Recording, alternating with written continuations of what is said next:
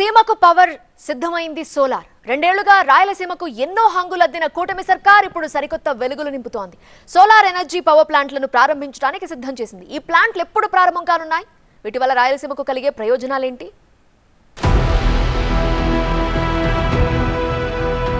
విద్యుత్ సంస్కరణలో భాగంగా ప్రభుత్వం సోలార్ ప్లాంట్లపై ఎక్కువగా దృష్టి పెట్టింది. అందుకుగాను వీలున్న ప్రతి జిల్లాలో సోలార్ ప్లాంట్ల ఏర్పాటుకు శ్రీకారం చుడుతోంది.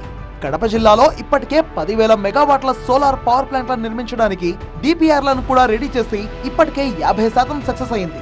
అందులో భాగంగా దాదాపు 1850 మెగావాట్ల సోలార్ పవర్ ప్లాంట్లను ఇప్పటికే ప్రారంభించింది. ఈ నెల 22వ తేదీన మరో 600 మెగావాట్ల సోలార్ పవర్ ప్లాంట్ ను మంత్రి లోకేష్ ప్రారంభించబోతున్నారు.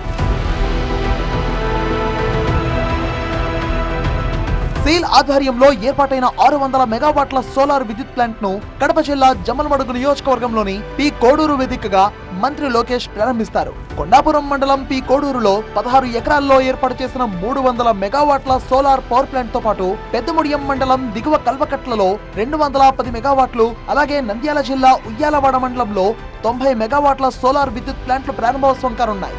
మొత్తం 32 ఎకరాల్లో ఈ సోలార్ పవర్ ఎనర్జీ ప్లాంట్లను నిర్మించారు. వీటిని ప్రారంభించేందుకు లోకేష్ వస్తుండటంతో టీడీపీ నేతలు ఏర్పాట్లు చేస్తున్నారు.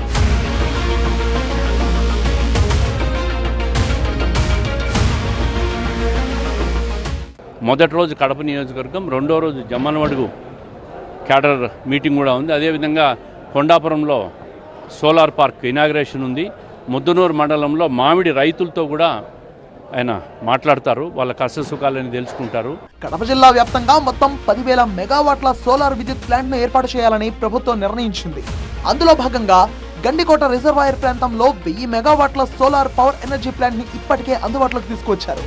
ఇవన్నీ మైలవరం సోలార్ పార్క్ లో ఏర్పాటు చేయబడ్డాయి. ఇవి కాకుండా మరో 4800 మెగావాట్ల విద్యుత్ ప్లాంట్లను కూడా ఏర్పాటు చేస్తున్నారు. Indosol, Amplus energy, eco energy, hexa energy, JSW energy అనే కంపెనీల ద్వారా అవి ఏర్పాటవుతున్నాయి. అలాగే 1850 మెగావాట్ల సోలార్ ఎనర్జీని అదానీ కంపెనీ ద్వారా ఏర్పాటు చేయడానికి గండికోట రిజర్వాయర్ దగ్గర ఏర్పాట్లు జరుగుతున్నాయి. సోలార్ ఎనర్జీతో పాటు గండికోట రిజర్వాయర్ లోని నీటి ద్వారా హైడ్రో ఎనర్జీని తయారు చేయడానికి రంగం సిద్ధమవుతోంది. అయితే లోకేష్ పర్యటనపై వైసీపీ విమర్శలు చేస్తోంది. గండికోట నిర్వాసితులకు ఇచ్చిన హామీలపై స్పష్టమైన ప్రకటన చేయాలని వైసీపీ డిమాండ్ చేస్తోంది. అదే రాజోల్ ప్రాజెక్టు కింద ముంపు గురైన భూములకు కూడా 24 లక్షలు ఇప్పిస్తామని చెప్పిన ఆదినారాయణ రెడ్డి. గుర్తుపెట్టుకో, 100 రోజుల్లో ఎన్ని చేస్తా అన్నాం. అన్ని అబద్ధాలే పొద్దున్న లేస్తే.